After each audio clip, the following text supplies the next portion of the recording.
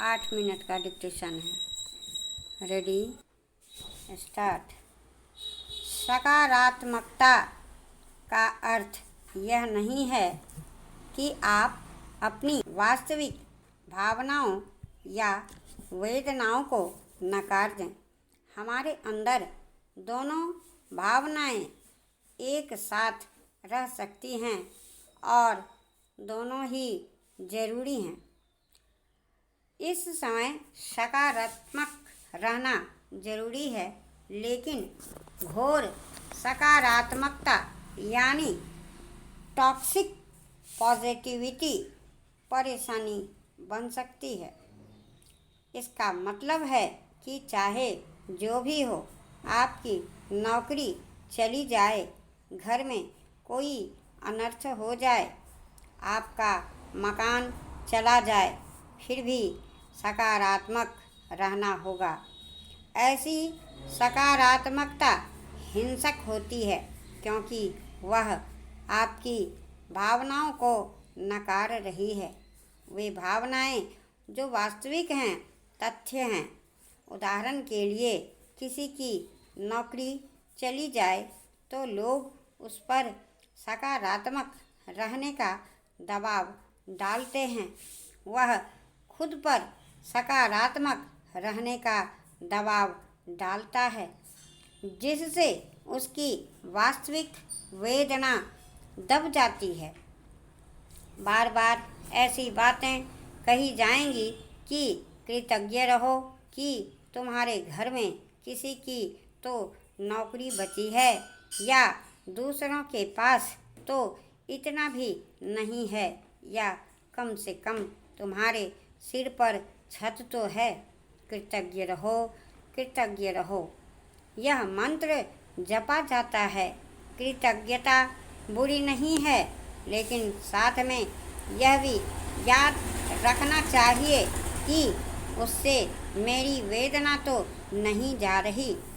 कृतज्ञता एक चीज़ है और नकारात्मक भावनाएं दूसरी चीज़ है।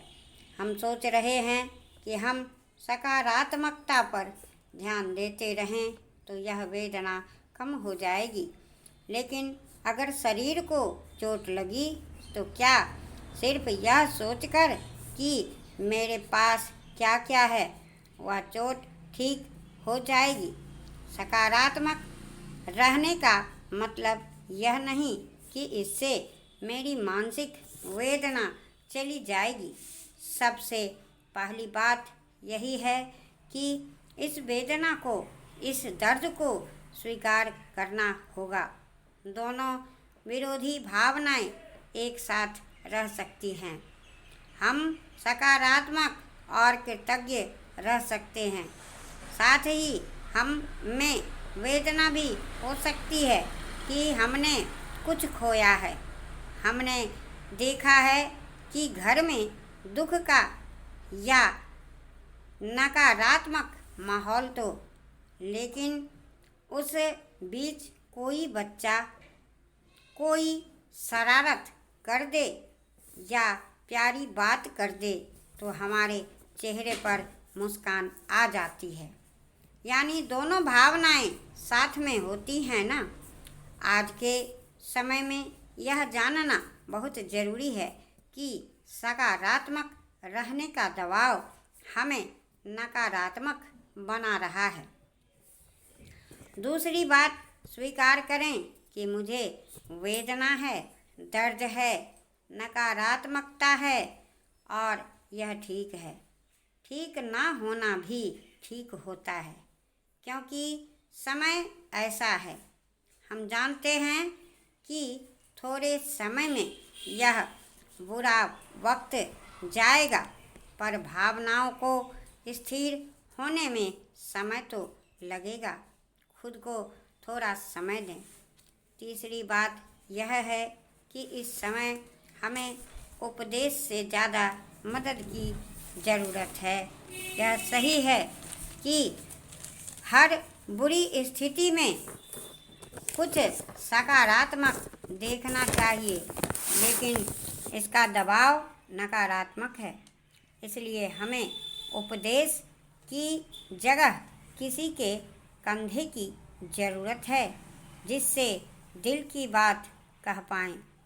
कोई ऐसा जो हमारे बारे में राय ना बनाए, भले ही समाधान ना दे, लेकिन बात सुने। उस सुनने से ही हमें अपने नकारात्मक भाव से बहुत राहत मिलेगी। इसी तरह हम भी किसी की बात सुने। अगर भावनाएं साझा करने के लिए कोई नहीं है तो भावनाओं को किसी डायरी में या मोबाइल में लिखें। लिखने से भी अंदर की नकारात्मक ऊर्जा कम होती है। भावनाओं को अंदर दबाकर ना रखें। दूसरी तरफ यह बात भी है, पिछले कुछ समय में हम लोग एकदम रिलैक्स हो गए। हम थोड़ा लापरवाह हो गए, जिससे इस बार संकट और बड़ा हो गया। लेकिन सीख यही है कि हम आत्म अनुशासन अपनाएं। 4 प्रकार के लोग होते हैं जो अलग अलग तरह से सीखते हैं। पहला, वो जो सुनकर सीख लेता है। अगर उसे कहें कि शराब पीने से लीवर खराब होता है तो वह शराब नहीं पिएगा। दूसरा, सुनकर नहीं देखकर सीखता है। वह कहता है कि मैंने सुना है कि शराब से लीवर खराब होता है, पर मेरा खराब नहीं होगा। फिर वह देखेगा कि किसी का शराब पीने से लीवर खराब हो गया तो वह शराब पीना बंद कर देगा। तीसरा कहता है कि किसी का लीवर खराब हो गया, पर ज़रूरी नहीं मेरा भी हो। वह अनुभव से सीखता है। जब उसका लीवर खराब होता है तब उसके अंदर का बल्ब जलता है और वह शराब छोड़ता है। चौथा, सुनता है, देखता है और अनुभव भी करता है कि शराब से लीवर खराब होता है। वह फिर भी नहीं सीखता और लापरवाह रहता है। सुनकर सीखने वालों को बहुत कीमत नहीं चुकानी पड़ती। अभी भी जो सुनकर सीख रहे हैं, डॉक्टरों के, लोगों के अनुभव सुन रहे हैं, वे सुरक्षित हैं। सुनकर सीखें, देखकर सीखें, ताकि अनुभव नहीं करना पड़े। सकारात्मकता के